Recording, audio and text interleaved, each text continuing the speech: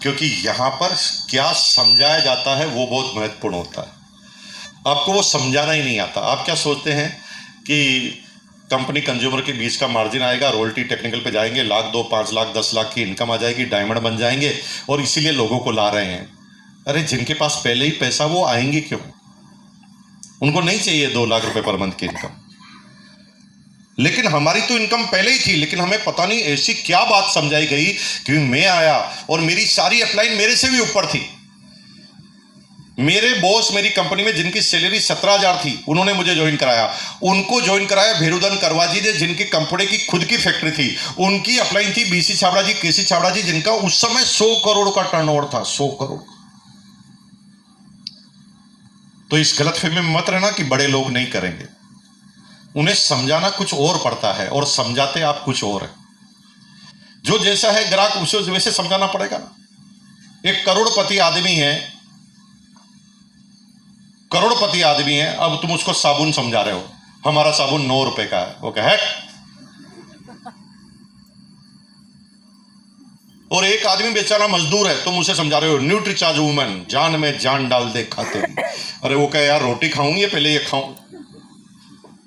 Common sense तो रखो यार, इसको क्या समझाना है। ये प्लान एक जैसा नहीं होता कि पेपर लिया उस पर चारों चीज बना दी, सबको एक जैसा प्लान बता दिया। यही गलती कर रहे हैं हम। हमारे पास कॉमन सेंस होना चाहिए कि सामने वाला कौन है, उसको किस चीज से हमें समझाना है, और वही चीज सारी हमें आपको बताने वाला हूं, अगर आप जिंदा रहे तो। कितने लोग जिंदा हैं? है ना। आज के बाद खूब ज्वाइनिंग होने वाली है आपकी। फिर जिसके पास जाओगे वैसा ही प्लान बताओगे और वैसे ही रिजल्ट आने लग जाएंगे, क्योंकि आपको पता होगा समझाना क्या है। अब मैं इस सिस्टम में क्यों आया? That is the God planning. ये भगवान की इच्छा के बगैर धरती से कोई नहीं आ, धरती पर कोई पत्ता भी नहीं हिल सकता। क्या मेरी बात से सहमत है? भगवान की इच्छा के बगैर धरती से पत्ता भी नहीं हिल सकता। तो आप इस गलतफहमी में मत रहना कि आप अपनी इच्छा से आए हो। आपने सिर्फ भगवान को अर्जी दी थी कि मैं जाऊं क्या। भगवान ने कहा जा, मैं कोई आज बाधा नहीं आने दूंगा।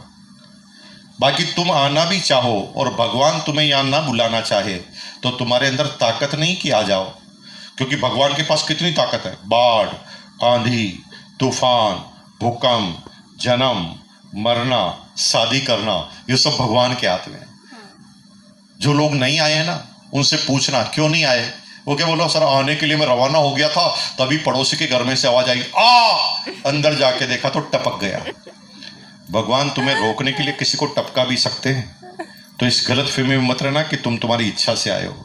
This is the God planning, इसलिए आप यहाँ आए हो। अब प्लानिंग क्या थी भगवान की? मेरी कंपनी में मैं पहुंचा मंडे के दिन। आज भी मंडे, सैल्यूट करता हूं, आपकी मेरी राशि सेम है। मंडे के दिन मैं अपनी कंपनी में पहुंचा, 9:45 का समय। मैंने स्कूटर रोका, एलएमएल वेस्पा 150 एनवी, जो विदाउट लोन मैंने लिया था उस जमाने में।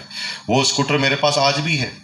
मेरे 25 करोड़ रुपए के मकान में मैंने स्कूटर का मंदिर बनाया है। लोगों ने कहा भगवान का बना, मैंने कहा भगवान तो कण कण में है, इसका मंदिर बनाने की जरूरत ही नहीं है, हम स्कूटर का बनाएंगे। उसने कहा क्यों? मैंने कहा ये स्कूटर ही है जिसको आरसीएम करने के लिए मुझे कभी मना नहीं किया, बाकी सबने मना किया, आरसीएम मत कर मत कर मत कर। साला स्कूटर एक भी बार में स्टार्ट हो जाता था। मैंने कहा प्लान बताने चले हो? चल, एक ही बार में स्टार्ट। बाकी सब स्टार्ट होने में टाइम लेते थे। हमने 25 करोड़ के मकान में स्कूटर का मंदिर बना दिया। स्कूटर को प्रणाम करके निकलते हैं कि वो बिल्कुल नेगेटिव लेस आदमी, फुल पॉजिटिव, एक ही बार में स्टार्ट होता था। हमारे घर पर कोई आया है यहाँ पर? अगर नहीं आया तो मैं आपको निमंत्रित देता हूँ, भिलवाड़ा में जब भी आप एकेडमी फंक्शन में जाएं तो हमारे घर पर जरूर आइए। आपका हार्दिक स्वागत है। यहाँ पर तो आपके 150 रुपये का चालान कटा होगा, है ना? वहाँ नहीं कटेगा, फ्री ऑफ चार्ज है। नाश्ता भी फ्री में मिलता है। मैं नहीं रहूँ तो भी जा सकते हैं। कैसे पता चलेगा? कुछ नहीं, गेट पे जाके बोलो जय आरसीएम, अंदर खींच लेंगे आपको ऑटोमेटिक। 4 आदमी रखे ही उसी के लिए, है ना। जो बोले जय आरसीएम उसको अंदर खींच लो। तो आप आइए, मेरा निमंत्रण स्वीकार कर रहे हैं आप? yes. आएंगे भिलवाड़ा जब भी आएंगे? yes. तो 100% आइए, बहुत अच्छा लगेगा। तो मेरा स्कूटर मैंने 9:45 पे रोका पार्किंग में और देखने लगा कि किधर जगह है मैं पार्क करूं। तभी मेरे बॉस की कार मेरे पास आके रुकी। दिस इज द को इंसिडेंट। साल 2 साल में एक बार ही ऐसा होता था जब मेरा बॉस और मैं एक समय में टकराते थे, क्योंकि बॉस का कोई टाइम नहीं था, क्योंकि उसे कोई पूछने वाला नहीं था। कभी वो लेट आता, कभी वो जल्दी आता, लेकिन आज भगवान को मुझे उससे मिलाना था। भगवान कसम, उस दिन अगर पार्किंग में कोई दूसरा मिल जाता ना तो मुकेश कोठारी की सेमिनार यहाँ नहीं हो रही होती, किसी और की हो रही होती। लेकिन भगवान को मुझे लाना था और भगवान की इच्छा के आगे कुछ चलता नहीं। मैं गाड़ी रोकी, बॉस के आके पास में आके गाड़ी रोकी और मुझे कांच नीचे करके क्या बोलता, गाड़ी पर के पार्किंग करके आता हूँ, यही रुकना, बहुत अर्जेंट काम है।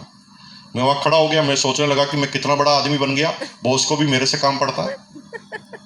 मैं वहाँ खड़ा हो गया। थोड़ी देर में बॉस मेरे पास आया। उसने कहा, यार रात भर नींद नहीं यार, बहुत परेशान हूँ। मैंने कहा क्या हुआ सर? अरे यार मुझे अपने बेटे को ना पायलट बनाना है। मैंने कहा वेरी गुड सर। अरे वेरी गुड तो ठीक है, लेकिन 25 लाख लगते हैं। अभी 1 करोड़ लगते हैं, उस समय की बात है, 25 लाख लगते हैं। मैंने कहा सर कोई बात नहीं, हो जाएगा। अरे क्या नहीं हो जाएगा? 17,000 मेरी सैलरी है, रात भर कैलकुलेटर लेकर बैठा हूँ। 17,000 प्लस 17,000 प्लस 17,000 प्लस 17,000 प्लस 17,000 कर रहा हूँ, साला 25 लाख इकट्ठे ही नहीं हो रहे और तू कह रहा हो जाएगा। मैंने कहा सर फिर क्या करेंगे? मेरे दादाजी ठीक कहते थे। मैंने कहा क्या कहते थे? दादाजी कहते थे मुझे बार बार कि पोते, मेरे बेटे ने तो मेरी बात नहीं मानी, लेकिन तू नौकरी मत करना, बिजनेस करना, क्योंकि नौकरी केवल इंश्योरेंस है जो तुझे जीने का लाइसेंस देती है, लेकिन खुलकर जीने का लाइसेंस तो तुझे केवल बिजनेस में ही मिलेगा। नौकरी एक इंश्योरेंस है जहां पर तुझे केवल जिंदा रखा जाएगा, तुझे मरने नहीं दिया जाएगा। टाइम टाइम पर तुझे फ्री में इलाज करा दिया जाएगा, टाइम टाइम पर सरकार तुझे चावल फ्री में दे देगी, लेकिन आज़ादी से नहीं जी पाएगा। आज़ादी से तो बिजनेस से ही जी पाएगा। नौकरी करेगा तो न जीवन में कभी अपनी बीवी को वो पहना पाएगा जो पहनना चाहती है, न विदेशों में घुमा पाएगा, न बच्चों को वो पढ़ा पाएगा जो पढ़ना चाहते हैं। जिंदगी भर आपको कॉम्प्रोमाइज की जिंदगी जीनी पड़ेगी, आप चाहे दुनिया की कितनी भी बड़ी नौकरी क्यों ना कर। लेकिन मैंने मेरे दादाजी की बात नहीं मानी, पिताजी की बात मानी और नौकरी की, और मैं फंस गया हूं। देख, मैंने कहा सर फिर क्या करेंगे? अब बिजनेस करेंगे। मैं इसलिए बोल रहा था क्योंकि मैं डिप्टी मार्केटिंग मैनेजर था, वो मैनेजर था, और बिजनेस करेगा तो ये नौकरी छोड़ेगा और मैनेजर की पोस्ट खाली, अपन जाकर बैठ जाएंगे। तो मैं चढ़ा रहा था, तो बॉस ने कहा यार अब कर ही नहीं सकते, क्योंकि अब ना मकान का लोन चल रहा है, गाड़ी का लोन चल रहा है, बच्चे स्कूल में पढ़ रहे हैं, अब रिस्क नहीं ले सकते। मैंने कहा फिर क्या करेंगे? Part time. मैंने कहा सर ऐसा कोई पार्ट टाइम बिजनेस होता है जो नौकरी के साथ कर सकते हैं? वो कहा होता है ना। मैंने कहा क्या होता है? अरे पिछले संडे यानी कल संडे को मेरे पुराने दोस्त आए थे, उन्होंने शानदार एक कारोबार बताया जो नौकरी के साथ कर सकते हैं। मैं ऐसे घोर के सुनने लगा कि कहीं ऐसा कारोबार जिसमें मैं भी कर सकूं, तो मैं सुनने लगा। तभी उसने क्या बोला, इतना जोरदार कारोबार है जिसमें है ना रिस्क लेने की जरूरत ही नहीं। मुझे हंसी आने लगी। कारोबार में रिस्क ही सबसे पहले लेनी पड़ती है, और ये कह रहा रिस्क लेने की जरूरत नहीं। फिर क्या बोला, नौकरी के साथ भी कर सकते हैं और दुकान लगाने की जरूरत नहीं। मुझे और हंसी आने लगी। फिर उसने क्या बोला, पैसे लगाने की भी जरूरत नहीं। फिर क्या बोला, हिसाब किताब रखने की भी जरूरत नहीं। फिर क्या बोला, टेंशन लेने की भी जरूरत नहीं। मुझे तेज तेज हंसी आने लगी। जो भी बिजनेस में होता है ये कह रहा नहीं होता है। मैंने कहा ये उल्लू बनकर कहीं आया है और मुझे उल्लू बनाने की कोशिश तो नहीं कर रहा है। मैंने ध्यान से देखा तो मेरा बॉस इतना एक्साइटमेंट में था। तो मैंने कहा क्या फिर सर कर लिया आपने चालू? वो कहा नहीं, मैंने अभी हाँ नहीं किया। मैंने कहा हाँ क्यों नहीं किया? उन्होंने कहा हाँ इसलिए नहीं किया कि अनुभव नहीं है ना। दादाजी ने कभी बिजनेस नहीं किया, पिताजी ने कभी बिजनेस नहीं किया, मैंने कभी बिजनेस नहीं किया, तो एक्सपीरियंस नहीं था। मैंने उनको कह दिया। मैंने कहा क्या कह दिया? मैंने उनको कह दिया मेरा भाई है मुकेश कोठारी जो बचपन से करता है बिजनेस, अगले संडे में उसको पकड़ कर लाऊंगा और फिर तुम उसे प्लान बता देना, और मेरा भाई कहेगा कर ले तो वह कर लूंगा, बाकी नहीं करूंगा। उसने मुझे इनवाइट कर दिया और मुझे खुद को ही नहीं पता चला कि मुझे इनवाइट कर दिया। मैं क्या सोच रहा हूं, मैं कितना बड़ा आदमी बन गया हूं। यानी बॉस को भी निर्णय लेना होता है तो मेरे से एनालिसिस होता है ना। बॉस की नजर में मैं कितना बड़ा आदमी हूं। भाई साहब आपको तो जबरदस्ती लाया गया होगा। मैं ना 6 दिन तक इंतजार ही इस बात का कर रहा था कि संडे कब आए और मैं बॉस का बॉस बन के जाऊं। मैंने शादी वाली टाई को रात भर धोया, प्रेस की। मैंने कहा मैं टाई वाई लगा के जाऊंगा ताकि बॉस का बॉस भी लगना चाहिए। नई डायरी खरीदी और साथ में कैलकुलेटर लिया नया वाला, ताकि बॉस जब भी बिजनेस बताए हम पूरा सही हिसाब किताब करके बॉस को बता दें करना है कि नहीं करना। और मैं इस तरह से तैयार होकर आया 15 मिनट पहले सेमिनार के, और पहली सीट पर आकर बैठ गया जैसे ये बैठे हैं भाई साहब। मैंने कहा बढ़िया एनालिसिस करेंगे पूरा एकदम। मैं टेढ़ा मेढ़ा नहीं सीधा बैठा था कि लगना चाहिए बॉस का बॉस, और जाकर बैठ गया। 15 मिनट शांति रही थी। 10-15 आदमी बैठे थे हॉल में। फिर खुसुर फुसुर की आवाज आई। सबने पीछे घूम के देखा तो 4 कार्टून अंदर घुस रहे। कार्टून क्यों बोल रहा हूं? क्योंकि गर्मी में सूट पहन रखा। मैं देख रहा हूं ये किस प्रदेश के आदमी है, इनको गर्मी में सर्दी लग क्यों रही है, इन्होंने सूट क्यों पहना है। तभी थोड़ी देर बाद शांति हुई। मेरे दिमाग ने कहा माइंड योर बिजनेस, ये सूट पहने की पजामा तुझे क्या लेने देना, जिस काम के लिए आया वो काम कर। तो मैं चुपचाप बैठ गया। फिर पहला कार्टून आया सामने। आते क्या बोलता है, दोस्तों ये जोश का बिजनेस है। मुझे हंसी आ गई। मैंने कहा सालों ने जोश का भी बिजनेस चालू कर दिया। अब ये जोश को तोलेंगे कैसे, नापेंगे कैसे, पैकिंग कैसे करेंगे, रेट कैसे डिसाइड करेंगे, कैसे पता चलेगा कि जिसको दिया वो मिल गया कि नहीं मिल गया है। जोश का भी कोई बिजनेस होता है पागलों। मैं सोच ही रहा था तब तक कार्टून नंबर 2 आ गया। कार्टून नंबर 2 उससे भी बड़ा कार्टून। वो क्या बोलता है, दोस्तों ये जोश का बिजनेस है इसलिए बजाओ ताली। मैंने कहा यार भाई मैं किस तरह को शक्ल से ताली बजाने वाला लगता हूँ, तो बता तो सही किस बारे में ताली बजानी है। बिना बताए मैं ताली बजाऊंगा? मैं नहीं बजाऊंगा ताली। और मैंने पूरी मीटिंग में एक भी ताली नहीं बजाई। यहाँ पर भी जो ताली नहीं बजा रहे मेरे सगे भाई हैं, ताली नहीं बजाने वाले भाई भाई। मैंने भी ताली नहीं बजाई, तुम भी ताली नहीं बजाई, ताली नहीं बजाने वाले भाई भाई होते। फिर तीसरा कार्टून उससे भी बड़ा कार्टून आया। वो क्या बोलता है, दोस्तों गांव की सबसे बड़ी गाड़ी तुम्हारी होगी, गांव का सबसे बड़ा बंगला तुम्हारा होगा। अरे करना क्या है बताना मेरे भाई। मैं भी अभी तक आपको नहीं बता रहा हूं करना क्या है, सेम टू सेम। फिर चौथा नंबर का कार्टून उससे भी बड़ा कार्टून। वो क्या आया, वो आते क्या बोलता है, दोस्तों आज की सेमिनार समाप्त हुई। समाप्त हुई और मेरे को पसीना आने लगा। मैंने कहा यार मेरा बॉस अभी आके मेरे से पूछेगा करूं कि नहीं करूं। साला मुझको खुद को ही पता नहीं करना क्या है। मैंने कहा मुकेश कोठारी सबके सामने इंसल्ट हो जाएगी, भाग जा, पतली गली से निकल जा। मैंने डायरी को लगाया चेहरे के आगे, गायब। पहली सेमिनार समाप्त हुई। कुछ समझ में नहीं आया, जाके आ गया। अगले दिन बॉस आया ऑफिस में। आते ही मेरे पास आया, उसने कहा मुकेश कल कैसा लगा। मुझे बहुत प्रसन्नता हुई, खूब खुशी हुई, क्योंकि बॉस ओरिजिनल प्रश्न ही भूल गया। उसे क्या पूछना चाहिए, करूं या नहीं, और पूछा क्या, कैसा लगा। मैं तो हम इतने एक्सपर्ट, जिसके बारे में पता नहीं है उसके बारे में भी पता नहीं कौन सी राय दे देते हैं। और इसमें ये लेडीज बहुत एक्सपर्ट होती है, ये झूठ बोलने की माहिर खिलाड़ी है। इनके जितना झूठ है ना पृथ्वी पर कोई नहीं बोल सकता। इनकी सहेली है ना नई साड़ी लेकर आती है, इनकी सहेली नई साड़ी लेकर आती है, उसको पहन कर आती है ना, और वो पूछती है कैसी लग रही हूँ। बिल्कुल भी मैच नहीं कर रहा चेहरा और साड़ी, ऐसे लग रहा है जैसे डायन आई है। फिर भी अगर वो इनसे पूछती है कैसी लग रही हूँ, सच बताना मेरी बहन, भगवान की कसम आपको क्या बोलते हो, अच्छी लग रही है। चल झूठी, इतना भी कोई झूठ बोलता है क्या, है ना। मतलब क्लियर कट, बिल्कुल क्लियर कट बोलना चाहिए ना, डायन लग रही है जाके ड्रेस चेंज करके आ।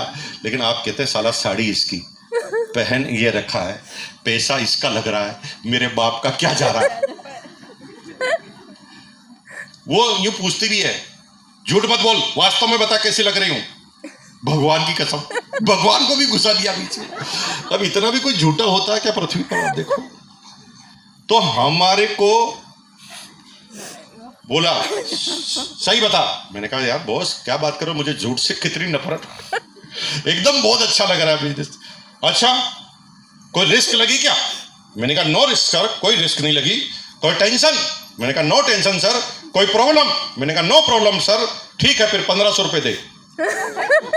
1500 रुपए दे। मैंने कहा सर ये क्यों, जिसको भी मजा आता है देने पड़ते। अब मैं फंस गया, क्योंकि बॉस ने सब कुछ पहले ही पूछ लिया, कोई प्रॉब्लम टेंशन सब पे मैंने मना कर दिया। अब 1500 रुपए के लिए कैसे मना करूं। दिमाग में आइडिया आया कि बोलूं पैसा नहीं है। फिर एकदम समझ में आया कि अगर मैं बोलूंगा पैसा नहीं है तो ये तो मेरा बॉस है, ये कहेगा कोई बात नहीं सैलरी से काट लेंगे। और मैंने कहा ये तो भारी फंस गया। अब कई बार हम ऐसे फंस जाते हैं जहाँ पर हमें पैसा खर्च करना पड़ता है। तो अब हमने किट को लिए, हमने स्कूटर पर टांग दी, लूटे हुए बर्बाद हुए ऐसे मुसाफिर की तरह, प्रेमी की तरह हम स्कूटर पर बैठ गए।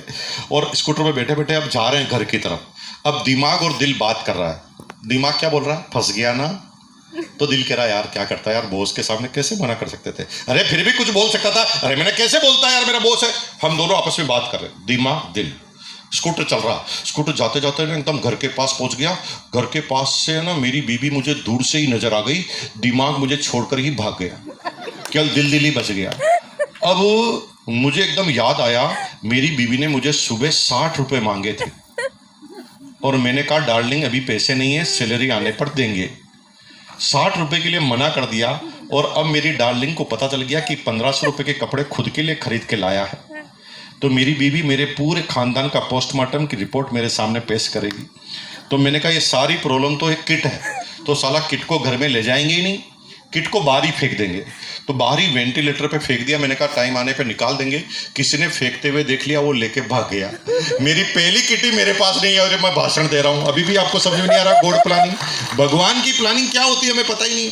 फिर किट चले गए, हमने अगले दिन जाके देखा तो किट ही गायब। फिर हमने दिल को तसल्ली दी, होता है बड़े बड़े शहरों में होता है, छोटी मोटी घटनाएं, चिंता मत कर, जो हुआ अच्छे के लिए हुआ। कम से कम अब बॉस परेशान तो नहीं करेगा, एक बार किट ले ली तो बार बार तो नहीं बोलेगा। अब मैं पागल आदमी, मुझे दीवाना आदमी, मुझे पता ही नहीं है किट लेने से कहानी खत्म नहीं होती, शुरू होती। किट लेने से खत्म थोड़ी होती, किट लेने से तो चालू होती है कहानी।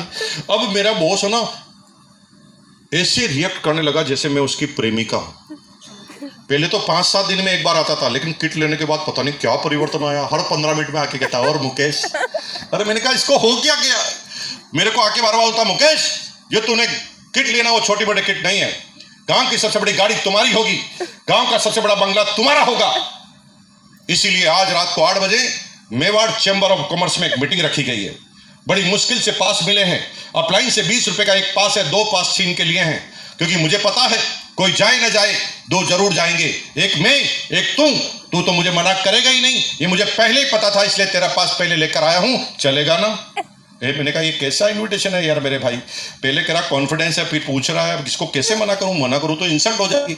तो हमने बोला सर आप बुलाएं और हम ना आए। मन ही मन सोच रहा था साले एक बार बुलाया था तो 1500 रुपये लेकर गया था, अब तेरा बाप भी बुलाए तो मैं कहीं जाने वाला नहीं। इंसान ही ऐसा होता है जो सोच कुछ सकता है, बोल कुछ सकता है। आप रोज करते हैं ऐसा, जैसे आपका कोई रिश्तेदार आपके घर की शादी में नहीं आया, ठीक है, अब वो उसके घर की शादी का कार्ड देने आपको आया है और आपको कहता है सह परिवार आना ना, तो आप ऊपर क्या बोलते हैं, आएंगे ना, आप बुलाएं और हम ना आए। मन ही मन सोचते साले तू आया था जो हम आएंगे, है ना। ये मन में चलता रहता है। तो इंसान के पास ऐसी पावर है, वो सोच कुछ सकता है और बोल कुछ सकता है। तो मैं सोच लेता नहीं जाऊंगा, मैं जाता भी नहीं था। अगले दिन बॉस मिलता था, यार क्यों नहीं आया, कितना वेट किया। और मैंने कहा बॉस आना चाहता था, मैंने बाहर निकल गया, स्कूटर भी बाहर निकाल दिया था, अब लास्ट मोमेंट में स्कूटर ही स्टार्ट नहीं हुआ। 8 बजे मैकेनिक की दुकानें भी बंद हो गई, बताओ क्या करता। बॉस ने कहा स्कूटर खराब हो गया था। बॉस को पता था मैं झूठ बोल रहा हूं। तुम भी इस गलत फहमी में मत रहना कि ऐश्वर्या राय हो जो तुमने एक्टिंग कर ली है। तुम्हारी शक्ल सब सामने वाले को पता चल जाती है झूठ बोल रहा है, ये झूठ बोल रही है ना। वो क्लियर कट समझता, लेकिन वो बहसबाजी में उतरना नहीं चाहता, इसलिए वो तुम्हारी बात पे थोड़ा तवज्जो देता है। मैंने कहा सर स्कूटर खराब हो गया। तो बॉस ने कहा यार स्कूटर का तो क्या कर सकते हैं यार, पिछले महीने मेरा भी खराब हो गया था, स्कूटर सीज हो गया था, इंजन सीज हो गया था, 2500 रुपये लगे थे। अब देख तेरी तो इसमें कोई गलती नहीं है, तो आ ही जाता ना यार। चल कोई बात नहीं, आया, मीटिंग तो आज भी है। आज तो आएगा ना सर, आएंगे ना सर, आप बुलाए और हम ना आए। अगले दिन जाते ही नहीं थे। क्यों नहीं आया सर, बीबी की तबीयत खराब हो गई। भाभी जी की क्या हुआ, भाभी जी को सब ठीक तो है ना। अरे भाई तेरा भाई जिंदा है, रात को 12 बजे भी डॉक्टर की जरूरत पड़े तो सारे नंबर डायरी में लिखे रहते हैं।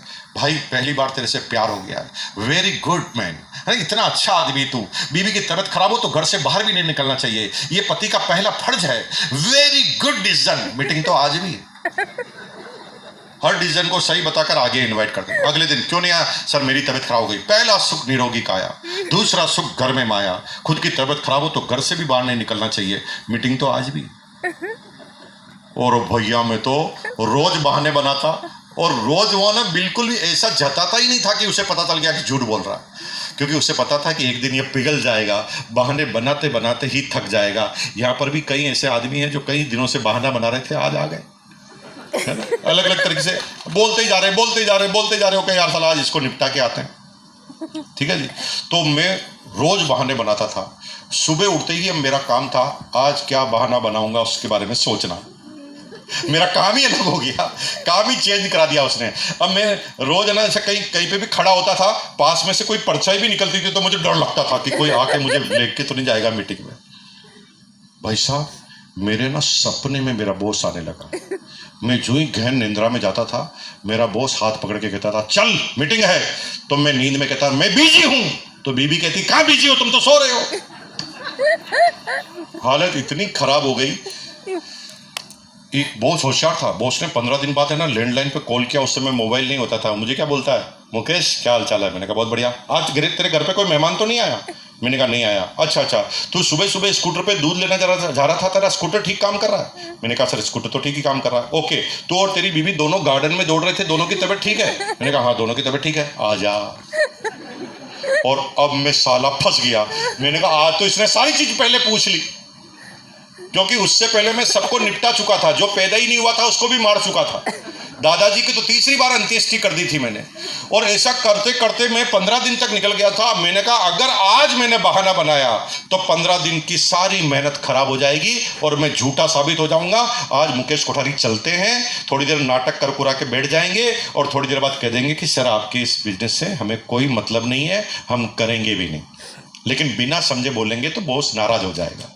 तो मैं 15 दिन बाद एक काउंसलिंग प्रोग्राम में आया। 9 आदमी बैठे थे। मेरा बॉस मेरे पास आया, उसने मेरे से कहा मुकेश तुम कुछ करते क्यों नहीं, 15 दिन हो गए तुम्हें ज्वाइनिंग को। मैं खड़ा हुआ, मैंने कहा बॉस बुरा मत मानना, मैं इस काम को नहीं करूंगा। बॉस ने कहा क्यों नहीं करेगा। मैंने कहा बॉस जब से आपने ये काम किया है मेरे सपने में आप ही आते हो। बॉस ने कहा क्या आता है सपने में। मैंने कहा बॉस सपने में आता, बुरा नहीं मानोगे तो बताऊं। मैंने कहा नहीं मारूंगा, बुरा बताओ। तो बॉस ने कहा, मैंने कहा बॉस सपने में ही आता है कि आप ना आरसीएम करने के बाद बर्बाद हो गए हो, नौकरी से आपको निकाल दिया गया है, आपकी गाड़ी बंगला बिक गया है, बीबी ने कॉटन की फटी हुई साड़ी पहन रखी है, बच्चे अब सरकारी स्कूल में पढ़ रहे हैं और अब आपके पास एक सेकेंड हैंड साइकिल है। साइकिल के पीछे आपने कपड़े की गांठ बांध रखी है। गांव गांव जाकर कपड़ा बेचते हैं और आवाज लगाते हैं कपड़े वाला आ गया, कपड़े ले लो कपड़े। बॉस थोड़ा मुझे देखकर मुस्कुराया। उसने मेरे कंधे पे हाथ रखा और कहा कितनी मेहनत करता है तू। मैंने कहा सर मैं कहाँ मेहनत कर रहा हूँ। अरे इतने बुरे बुरे सपने देखना कम मेहनत का काम नहीं है। मतलब इसके लिए कल्पना शक्ति तुम्हारी बहुत मजबूत है, तुम बहुत बड़े बड़े सपने देख सकते हो। फिर उसने गुस्से में बोला बेवकूफ, इतने बुरे बुरे सपने देख रहा है मेरे लिए, एक बार तू मेरे से नहीं पूछ सकता था कि मैं क्यों कर रहा हूं। किस चीज की गलतफहमी है तुझे। तेरी 13,000 सैलरी, मेरी 17,000। तू BCom, I am MBA in marketing. तेरी एज 27 साल, मेरी 35 साल। तेरे काम का अनुभव 7 साल, मेरा 16 साल। एक भी चीज तो मेरे से ज्यादा नहीं है तेरे पास। तो तुझे एक बार मेरे से नहीं पूछना चाहिए कि मैं क्यों कर रहा हूं। मैंने कहा सर ये गलती हुई, सॉरी, बताइए ना आप क्यों कर रहे हैं। और मेरे बॉस ने वो बताया और मुकेश कोठारी 1 सेकंड में आ गया। इसका कोई उत्तर नहीं था मेरे पास। और ये बात मैं आज बताने वाला था आपको, लेकिन मुझे इंद्र सेन जी ने बता दिया कि यहाँ के आदमी लगभग 1 से सवा के बीच में खाना खा लेते हैं, फिर वो सोते हैं। तो मैं 1 साल बाद वापस आऊँगा, तब आपको ये बताऊँगा। बहुत बहुत धन्यवाद। सेमिनार समाप्त करते हैं। धन्यवाद। नहीं सोना होगा ना आपको, खाना नहीं खाना। फिर 15 मिनट लगेंगे। देखो फिर मेरे ऊपर नहीं डालोगे आप, 15 मिनट से पहले छोड़ूंगा नहीं मैं आपको। कितने लोग तैयार हैं, हाथ खड़ा करो और एक बार बोलो यस। जिंदा आदमी की तरह रहो, है ना। तो चलो बता देता हूँ, 15 मिनट तो लगेंगे, फटाफट बताता हूँ। और क्या हुआ, मेरे बॉस ने मेरे से पहली लाइन बोली, अमीर बनने का नियम पता है। मुझे कुछ पता ही नहीं था, मैं चुपचाप ही रहा। फिर उसने क्या बोला, पूरी दुनिया में अमीर बनने का रूल ही एक है, दूसरा बना ही नहीं। मैं घोर के सुनने लगा। तो मैंने कहा क्या। तो अमीर बनने का एक ही रूल है, दुनिया में का कोई भी आदमी है ना, अपने दिमाग, अपनी ताकत और अपनी पढ़ाई से कोई अमीर नहीं बना। क्या बोला उसने, दुनिया में कोई भी आदमी अपने दिमाग, अपनी पढ़ाई और अपनी ताकत से अमीर नहीं बना।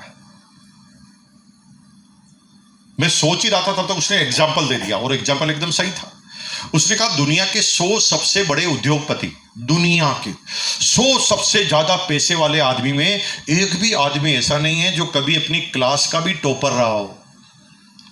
दुनिया की 100 बड़ी कंपनी के मालिक में से एक भी मालिक ऐसा नहीं है जो कंपनी के कभी क्लास में टॉप पर भी रहा हो, और पूरी दुनिया की यूनिवर्सिटी के जो भी टॉपर हैं वो 1900 के यहां पर काम करते हैं जो कभी स्कूल में भी फर्स्ट नहीं आए। ये कितना अजीबोगरीब मामला, समझो, सोचो इसके बारे में। जैसे तुम कहते हो ना पढ़ाई पढ़ाई पढ़ाई पढ़ाई करेगा तो नौकर बन जाएगा। वो सुंदर पिचाई ने आईआईटी का टॉपर करके कर क्या रहा है? गूगल में नौकरी। गूगल तो नहीं है ना उसका।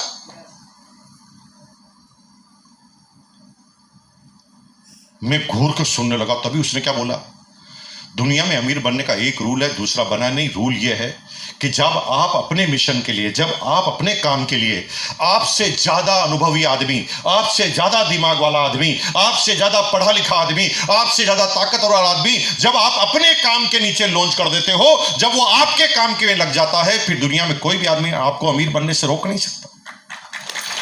मैं सोच ही रहा था तब तो उसने एग्जाम्पल दे दिया। धीरू भाई अंबानी क्या करता था? धीरू भाई अंबानी कहता था इंडिया में सबसे आसान है अमीर बनना, क्योंकि आईआईटी का एग्जाम खुद गवर्नमेंट ऑफ इंडिया लेती है और होशियार बच्चों को सेलेक्ट करती है और मेरिट में आने के बाद लिस्ट भी निकालती है। अरे उद्योगपतियों को केवल उसे केस करना है कि कौन दिमागदार है, अपनी कंपनी में ले लो। और ये सारे बड़े बिजनेसमैन है ना, कैंपस इंटरव्यू निकालते हैं, ये दिमाग का आईक्यू लेवल टेस्ट करके जो भी दिमाग वाला आदमी होता है तुरंत अपनी कंपनी में ले लेते हैं। और वो एक ऐसे नौ सीखे बच्चे जिसकी एज है 20 साल 19 साल, उसको पैकेज देते हैं 25 करोड़ का, 50 करोड़ का, 70 करोड़ का। अभी 100 करोड़ का पैकेज मिला था एक को।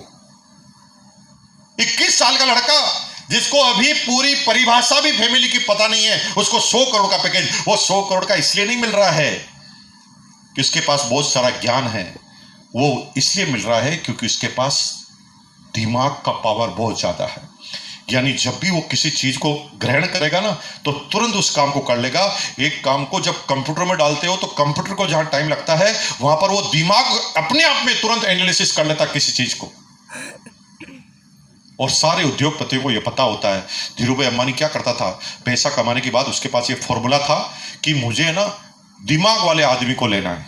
आईआईटी के जो भी टॉपर आते थे ना, 40 आदमी की टीम थी, जो भी टॉपर आता सारा पता लगा लेते थे घर का, कहाँ रहता है, पिताजी का नाम क्या है, बैकग्राउंड क्या है, पड़ोस के घर में कौन सा टेलीफोन नंबर है, सब पता लगा लेते थे। और जो भी टॉपर होता था उसको धीरू भाई अंबानी डायरेक्ट कॉल करता था और कहता था, गुड मॉर्निंग शर्मा जी, नमस्कार, आपने आईआईटी मैकेनिकल टॉप किया है, आपको बहुत बहुत हार्दिक बधाइयाँ। हम एक नए प्रोजेक्ट को चालू करने वाले हैं, उसके लिए हम आपको हेड बनाना चाहते हैं, क्या आप हमारे साथ काम करना पसंद करेंगे? पूछकर जवाब नहीं सुनता था धीरू भाई अंबानी, क्योंकि धीरू भाई अंबानी को ना सुनना बिल्कुल पसंद नहीं था, क्योंकि उसे पता था ये ना कर सकता है। तभी वो दूसरा प्रश्न फेंक देता, सर पीछे घूमिए ना, गेट खोलिए ना। गेट खोलते ही एक ब्लैक सूट में हमारा आदमी नजर आएगा जिसने येलो कलर की टाइप लगा रखी है। सर उसके हाथ में एक डायरी होगी और 3 लिफाफे होंगे। सर एक लिफाफे में आने जाने का एरोप्लेन का टिकट है एग्जीक्यूटिव क्लास का, दूसरे लिफाफे में होटल ताज में 5 स्टार सूट के अंदर रुकने का आपका वाउचर है, और तीसरे लिफाफे में 20,000 है, क्योंकि टोटल 2 दिन लगेंगे। अगर आप इंटरव्यू के बाद भी अगर आप कंपनी ज्वाइन नहीं करेंगे तो 20,000 आपका मेहनताना भी है। सर आएंगे क्या? अब आईआईटी के टॉपर का दिमाग खराब, क्योंकि वो तो एनालिसिस कर जानता है। वो कहता है यार 2 दिन में वैसे भी कुछ कर नहीं रहा हूँ, प्लेन में कभी बैठा नहीं हूँ, बैठने को मिलेगा, 5 स्टार होटल में कभी रुका नहीं हूँ, रुकने को मिलेगा, और 2 दिन तो मेरे पास कोई काम भी नहीं है, 20,000 भी मिलेंगे, ऐसा ऑफर कौन ठुकराएगा? वो कहता सर ठीक है कल आता हूँ। धीरू भाई अंबानी खुश। धीरू भाई अंबानी के अगले दिन बॉम्बे में पहुंच जाता, आईआईटी का टॉपर सामने बैठा हुआ, धीरू भाई अंबानी यहाँ बैठा हुआ। धीरू भाई अंबानी केवल 10 मिनट से केवल उसको देखता है, इधर से देखता उधर से देखता, तो टॉपर को शर्म आती है। वो कहता है सर कुछ पूछिए ना इंटरव्यू में। तो धीरू भाई अंबानी कहता था मैं तेरे से क्या पूछूं, तू है आईआईटी का टॉपर, तेरे से 1% भी दिमाग मेरे पास नहीं है, मैं तेरे एक भी वाइसर में फिट नहीं होता, तो मेरे तेरे से क्या पूछूं यार, मैं तो 8वीं पास आदमी हूं। तू मुझे एक लाइन में बता कितने लेगा। तो पिछले जो टॉपर था उसको 1 लाख रुपए मिले थे, तो वो थोड़ा कोई जब आपकी वैल्यू लगाए तो आप ज्यादा बढ़ाओगे ना। वो क्या कहता, सर मैं 2 लाख से कम नहीं लूंगा। तो धीरू भाई अंबानी मुस्कुरा के कहता था, हम ना 5 लाख से कम तो किसी को देते ही नहीं। तुम सोचो, उससे आगे चलता था धीरू भाई अंबानी, क्योंकि तुम्हारे दिमाग की वैल्यू तुम्हें पता है कि नहीं पता, धीरू भाई अंबानी को पता है। अब धीरू भाई अंबानी को पता है कि मैंने जो ही 5 लाख रुपए दिए, ये दूसरी कंपनियों को पता चलेगा और दूसरी कंपनियां इसको 6 लाख देकर ले लेगी। तो धीरू भाई अंबानी क्या चाहता था, आज का आज एग्रीमेंट साइन हो जाए। तो धीरू भाई अंबानी उसे ऐसा ऑफर देता था कि सर ठीक है, डन, डील डन, अब आपके पास 2 ऑफर है, आज से ज्वाइन करो या 15 दिन बाद ज्वाइन करो। 15 दिन बाद ज्वाइन करेंगे तो 15 दिन के बाद सैलरी मिलना चालू हो जाएगी, लेकिन अगर आज ज्वाइन किया तो आज ज्वाइन करने के बाद आपको 14 दिन की छुट्टी मिलेगी, सैलरी 15 दिन की पूरी मिलेगी। अब वो देखता है साला आज ही ज्वाइन कर लो, एक दिन में क्या दिक्कत है, करो एग्रीमेंट साइन। और धीरू भाई अंबानी डन। अगले दिन आया, यस सर बताइए क्या करना है। धीरू भाई अंबानी कहता था मुझे क्या पता क्या करना है, तुझे 5 लाख दिए हैं, 500 लाख कैसे आएंगे तुझे ही बताना है, यही तेरा काम। अब आईआईटी का टॉपर को क्या कहते हैं कि भाई 1 साल का टाइम दिया तुझे, जितना चाहिए पैसा ले, जितने चाहिए स्टाफ ले, जितना चाहिए तेरे को टीम चाहिए, जो चाहिए कि विदेश जाना, कहीं पे भी जाना जा, मुझे 1 साल में कंप्लीट पैकेज बताना है, 500 करोड़ कैसे आए। अब आईआईटी का टॉपर धीरू भाई अंबानी आराम से अब कंप्यूटर एसी में 21 डिग्री टेम्परेचर करके रेस्ट कर रहा है। अब उसने अपने मिशन में अपने से ज्यादा दिमाग वाले आदमी को लॉन्च कर दिया। अब धीरू भाई अंबानी के लिए वो काम करेगा, पूरी दुनिया घूम रहा। और आईआईटी के टॉपर ने क्या ढूंढा, पूरी दुनिया में ना जिन देशों के पास तेल है उनके पास रिफाइनरी नहीं, जिनके पास रिफाइनरी उनके पास तेल नहीं। उसने कहा दुनिया की सबसे बड़ी रिफाइनरी लगाएंगे और हमारी रिफाइनरी की 9 रुपए लीटर तेल की कॉस्टिंग कम आएगी। कैसे कम आएगी, क्योंकि हम जामनगर में अगर रिफाइनरी लगाते हैं तो समुद्र के रास्ते से हम तेल की सीधी पाइपलाइनें बिछा सकते हैं, यानी अरब के देशों में जो तेल बनेगा वो सीधा पाइप से आएगा। 9 रुपए पर लीटर केवल ट्रांसपोर्टेशन की रेट बढ़ जाएगी, कम हो जाएगी, क्योंकि हम लाएंगे भी उसी से और भेजेंगे भी उसी से। और दुनिया की सबसे बड़ी रिफाइनरी का खाका तैयार कर दिया आईआईटी के टॉपर ने। मशीन कहाँ आएगी, जगह कहाँ फाइनल होगी, गवर्नमेंट को कितनी आपको रिश्वत देनी है, कितनी सैलरी करनी है, कितने लोगों को रखना है, कितने इंजीनियर रहेंगे, कितने मैकेनिक रहेंगे, माल कहाँ से आएगा, महल कहाँ से जाएगा, ये धीरू भाई अंबानी तय नहीं करता था, वो आईआईटी का टॉपर तय करता था। और धीरू भाई अंबानी एसी की 21 डिग्री टेम्परेचर में रेस्ट, क्योंकि उसने अपने काम में अपने से ज्यादा दिमाग वाले को लॉन्च कर। कामयाब बनने का नियम, या तो आपके ज्यादा आपका दिमाग वाला आदमी आपके नीचे काम करे, जो आपके काम में होगा नहीं। जैसे आप टीचर हैं तो क्या कलेक्टर आपके नीचे काम करेगा, कभी भी नहीं करेगा। आपसे ज्यादा दिमाग वाला आदमी आपसे ऊपर ही रहेगा। तो या तो धीरू भाई अंबानी का फॉर्मूला है, और धीरू भाई अंबानी बनने के लिए भैया बहुत पापड़ बेलने पड़ते हैं, पहले खूब पैसा कमाना पड़ता है, तब आपको इस फॉर्मूले को अडॉप्ट कर सकते हैं। तो दूसरा तरीका है डायरेक्ट सेलिंग। पूरी पृथ्वी पर एक तरीका बताओ डायरेक्ट सेलिंग के अलावा, कोई तरीका ही नहीं है। डायरेक्ट सेलिंग ही ऐसा कारोबार है जिसमें आप ज्वाइन होते हैं तो सब उसके बाद ही ज्वाइन हो सकते हैं, पहले नहीं हो सकता। जब भी आप ज्वाइन होते तो कंपनी आपसे ये नहीं पूछती आप किसके ऊपर जुड़ना पसंद करेंगे। पूछा क्या कभी? बोलो, सुरेंद्र बस के ऊपर जुड़ेंगे कि मुकेश कोठारी के ऊपर? रास्ता ही नहीं ऊपर जुड़ने का। हु इज योर स्पॉन्सर, तुम किसके नीचे ज्वाइन होना चाहते हो, इसके अलावा कुछ पूछा ही नहीं जाता। अब तुम किसके नीचे ज्वाइन